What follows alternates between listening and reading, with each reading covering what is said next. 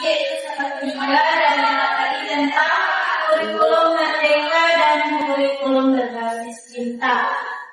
Yang pertama yaitu kita harus mengetahui terlebih dahulu tentang kurikulum merdeka.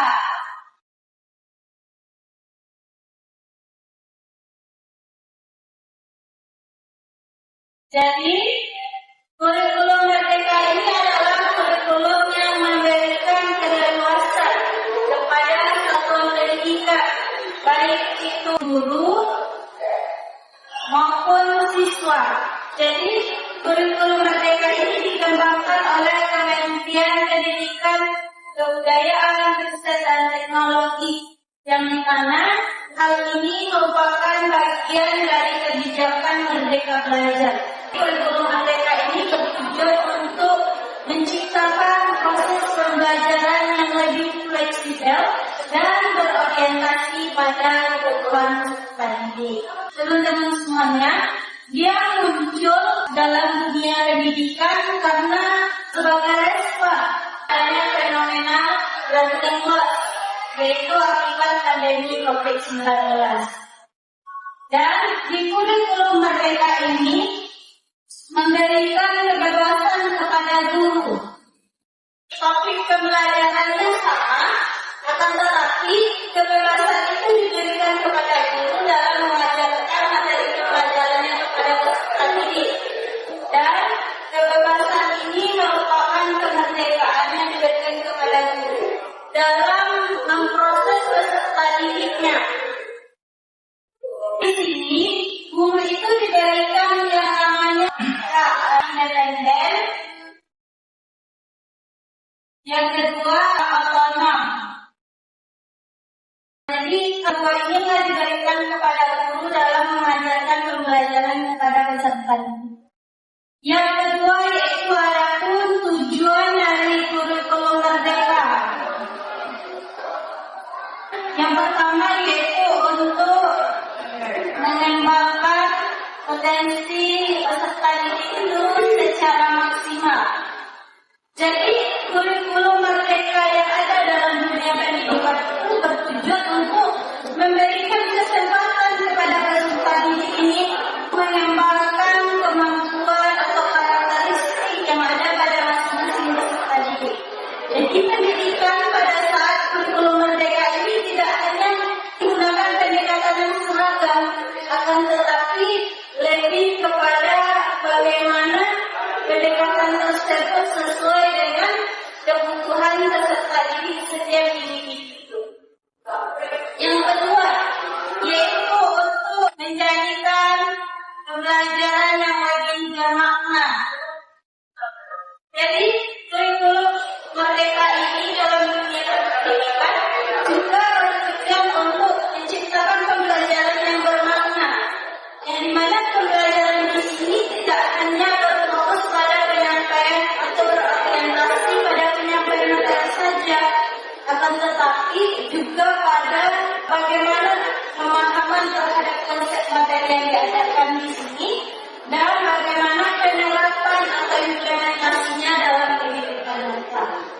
Yang ketiga itu memperkuat profil pelajar Pancasila.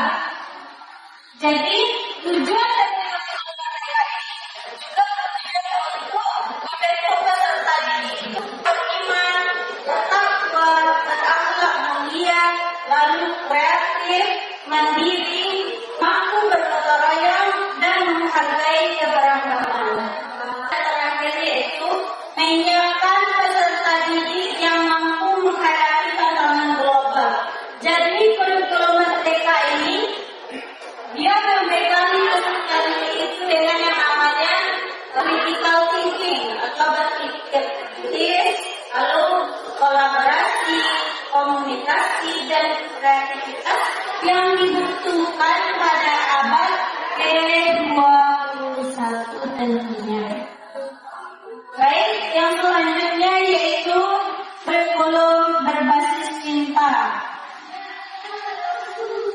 Jadi teman-teman semuanya, kurikulum berbasis cinta ini merupakan pendekatan pendidikan yang menempatkan nilai cinta, kasih sayang, empati, dan kepedulian sosial itu sebagai fondasi utama dalam pelaksanaan proses pembelajaran. Kurikulum berbasis cinta ini dikembangkan sebagai respon akan banyaknya permasalahan yang terjadi dalam dunia pendidikan, yaitu kekerasan di sekolah, perundungan, intoleransi, lalu diskriminasi, dan kurangnya kepedulian sosial di kalangan peserta didik.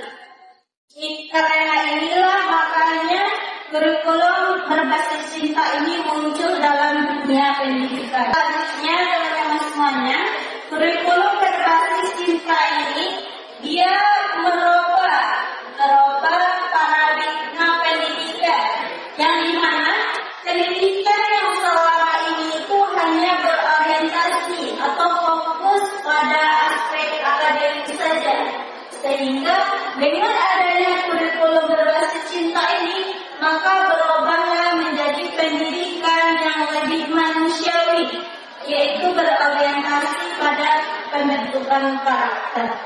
Jadi pendidikan di sini tidak hanya fokusnya pada aspek akademik saja, akan tetapi juga berfokus pada aspek afektif dan psikomotorik atau kepedulian sosial terhadap orang.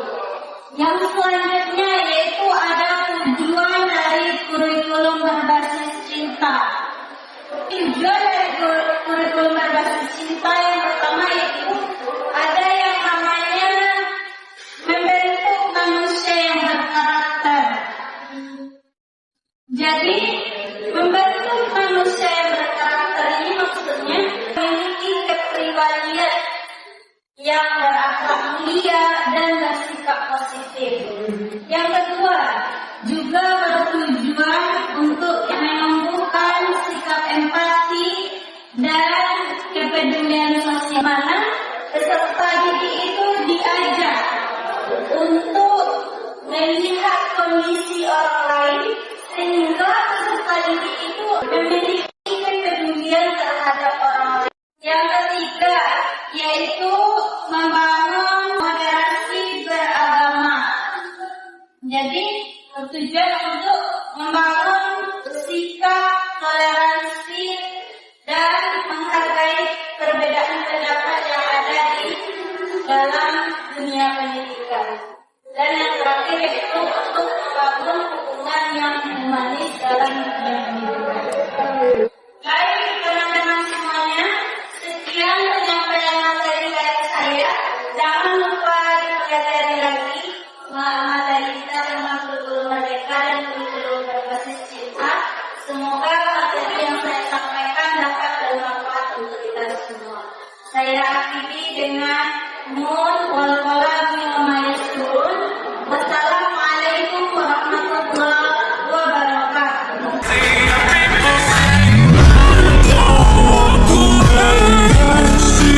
We put aside